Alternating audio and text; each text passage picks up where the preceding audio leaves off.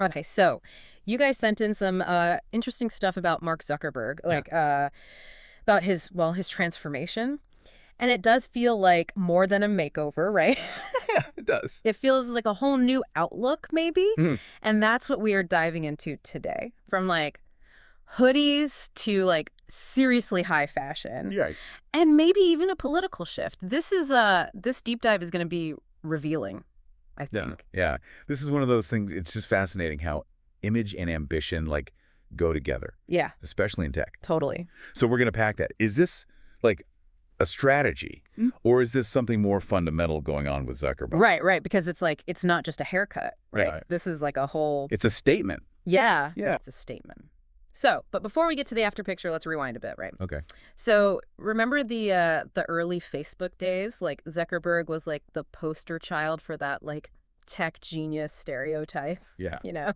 Right. Hoodie, jeans, kind of awkward, more at ease with like code than cocktails. Yeah. What was your like initial impression back then?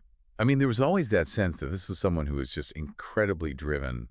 Remember that email exchange with Peter Thiel back in like Oh, 2020? yeah, yeah. Teal basically like challenged him to own that influence. Like, you don't have to be this stereotypical millennial, Mm-hmm. you know, Sure. like be what you are. He basically said, "Of course, I'm the most well-known person of my generation." He even put himself in the same league as like Taylor Swift and Kim Jong-un. So I don't know if that's confidence or maybe a touch of something else, Right. but it's fascinating how that ambition is now playing out in like a very public way. Yes. Like this is the Zuckerberg we see today. Like it's sculpted physique, the designer it's like a 180 from those early days. It's incredibly deliberate. I mean, it's a deliberate shift. I mean, like $150,000 watches, What? like, the T-shirts.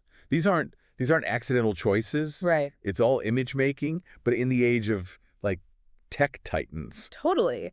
And speaking of the T-shirts, the one that really jumped out at me was the one with the Greek phrase for learning through suffering. I mean, Yeah. maybe that's a nod to his like intense workout routine. Perhaps, yeah. But I mean, then we get into these Latin mottos, Oh, yeah. and that's where it gets interesting. Yeah. Oat, Zuck, oat, Neil. All Zuck or nothing. I mean, come on. That's a statement. That's an understatement. Right.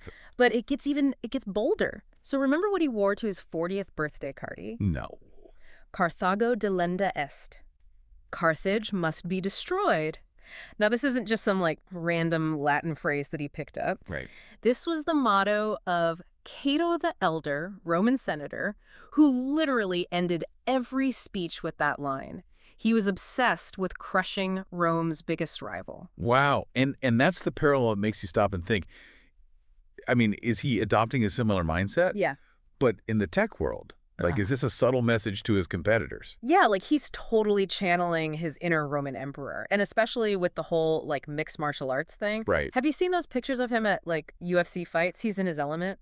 It's not a direct comparison, of course, but you can see how this new image, like the physical strength and the discipline, how it plays into the overall persona. It's not just building a tech empire, it's conquering. Yeah. It's Yeah. like those Roman legions. Right. Okay, so, but is this all surface level? Mm-hmm. Like new look, new attitude, same old Zuck? Or is there something deeper at play here? That's the million-dollar question, isn't it? Right. And to answer that, you got to look at the evolving political stance. Yeah, yeah. Because, I mean, that adds a whole other layer of intrigue to this transformation. Because this isn't just like a guy changing his wardrobe, right? This is happening alongside some like pretty significant political moves. And this is where it gets interesting, right? Because this is someone who, I mean, not that long ago was like, being seen with Barack Obama, donating to social justice causes, even putting resources into securing elections during the pandemic. Yeah, totally. Yeah. And now we see him aligning himself with figures like Donald Trump. Right. Even like referred to Trump's post-assassination attempt fist pump as, what did he say, like badass? Yeah. It definitely raises eyebrows. It's a stark contrast, to say the least. For sure. And then there's that letter he wrote to Republicans essentially promising to stay out of the 2024 election. Yeah. Almost like echoing some of their talking points, wouldn't you say? Yeah, it's interesting how that letter seemed to really resonate with certain factions, Right. And we can't ignore Meta's policy changes, Mm-hmm.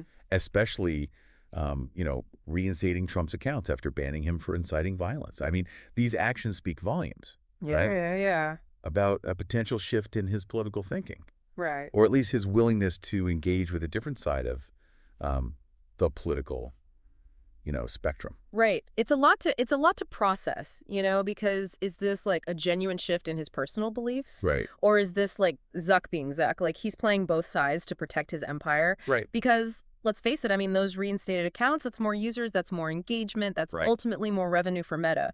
It's a million-dollar question, and there's no easy answer, right? I mean, it could be a calculated strategy to appease critics and deflect regulatory scrutiny. Yeah. But, it could also be a genuine evolution of his worldview, Yeah. potentially influenced by his interactions with figures like, back to Peter Thiel. Right, right. I mean, Thiel's influence can't be ignored here. Like we talked about the email exchange from 2020. Right. But it seems like he's been like a voice in his ear for years, you know? Thiel's a fascinating figure in his own right.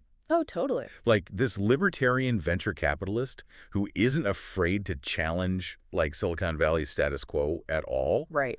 And he's been very critical of what he sees as a very liberal bias in tech. So are we saying that like Thiel's is the mastermind Right. behind this transformation? Is this like some grand plan to reshape the political landscape and it starts with like Silicon Valley? I mean, it might be a bit of a stretch to call it a grand plan. Okay. But Thiel's influence on his thinking is undeniable. Right. They've had countless conversations. I mean, they've known each other for a long time. Right. And it's not a stretch to imagine that his worldview has had some impact. It's like something out of a political thriller or something.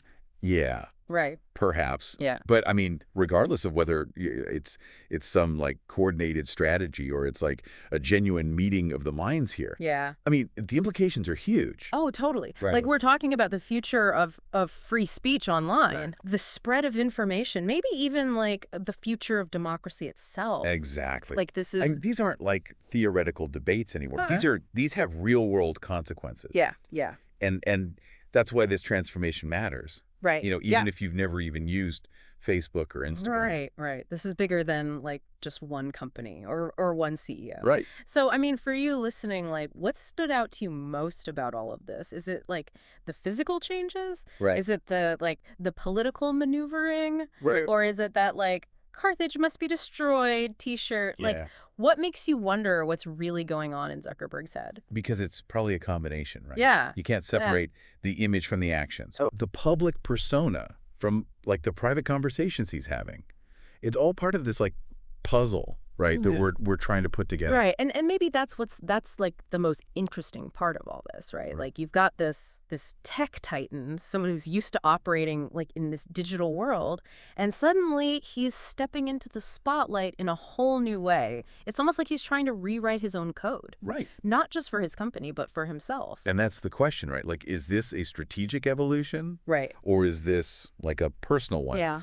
Are we witnessing the rise of like a new kind of power player? Oh, totally. Someone who understands how to navigate both like the digital and the political landscapes, but with equal savvy. Man, that is a lot to think about. Right. But I think the big takeaway for today is like, pay attention to the moves that are being made, not just in Silicon Valley, but like everywhere. Yeah. Because, the world is changing so rapidly and the people shaping that change aren't always who we like expect them to be. And sometimes those like most telling signs of change, they aren't hidden in like lines of code or anything like that. Yeah.